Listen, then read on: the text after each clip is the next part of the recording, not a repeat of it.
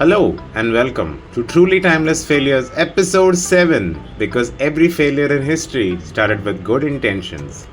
Scams come in all shapes and sizes. But you know what's better than a good scam? A scam backfiring hard. This week we look at 4 such stories of scams that backfired spectacularly.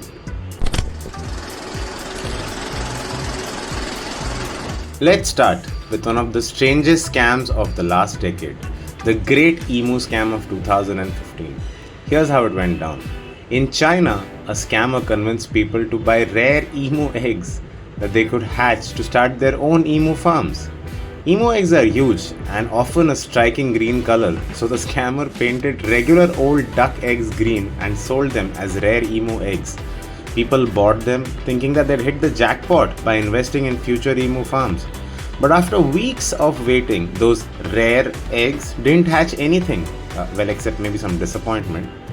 Realizing that they'd been sold painted duck eggs, buyers quickly reported the scam and authorities tracked down the fake emu seller. Instead of a rare bird empire, these buyers got a good lesson in scams, and the scammer got a one-way ticket to jail.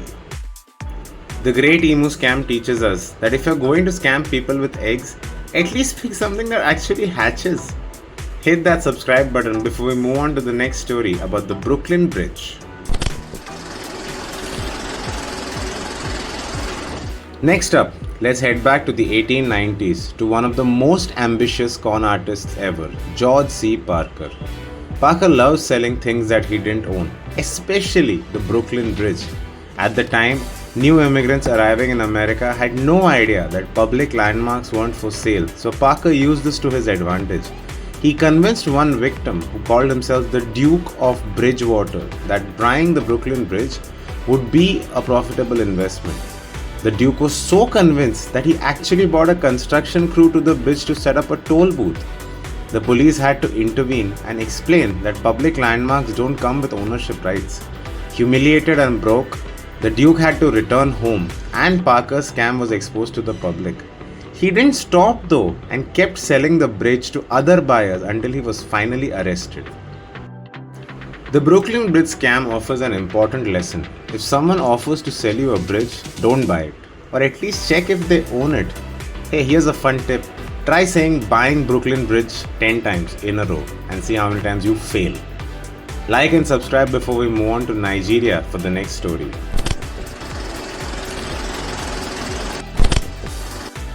Now, if you thought scammers don't go big enough, here's one that's truly out of this world, literally. In 2004, a scammer sent emails claiming that a Nigerian astronaut had been stranded on a Soviet space station for over 20 years and needed help to return to Earth. The scammer claimed that the astronaut's family was willing to pay anyone millions if they would just cover the quote-unquote transfer fees to bring him home. And believe it or not, a few people actually fell for it. The scam unraveled when one of the emails was forwarded to a journalist who made the story public, with so many questions, like why a Soviet space station was still floating in space, or why this astronaut was suddenly asking for money after 2 decades. People quickly realized it was all just a wild story. But the scammer proved one thing: if you're going to lie, you might as well go for a tale so ridiculous that someone might actually believe it. The Nigerian astronaut scam is a good lesson that if someone claims they're lost in space and needs cash, maybe ask for a little proof first, especially if they are claiming to be from Nigeria. Subscribe real quick as we move on to California for the next story.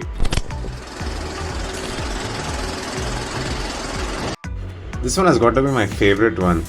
Let's move on to the bizarre world of unicorn startups.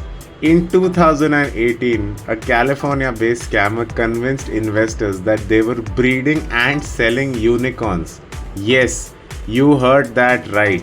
Unicorns. The scammer marketed as a magical startup that would change the world, and people threw millions at it, believing that they'd be part of something groundbreaking. But shockingly, no unicorns were ever produced. Investors started asking questions when no one saw any sign of actual unicorns, and the unicorn breeder disappeared with 25 million in investments.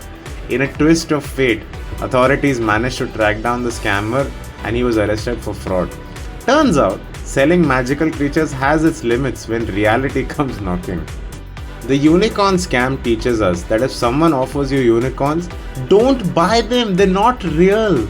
This also applies to all other things that are too good to be true. Like, share, and subscribe if you like the story so far. Truly Timeless Failures will return next week.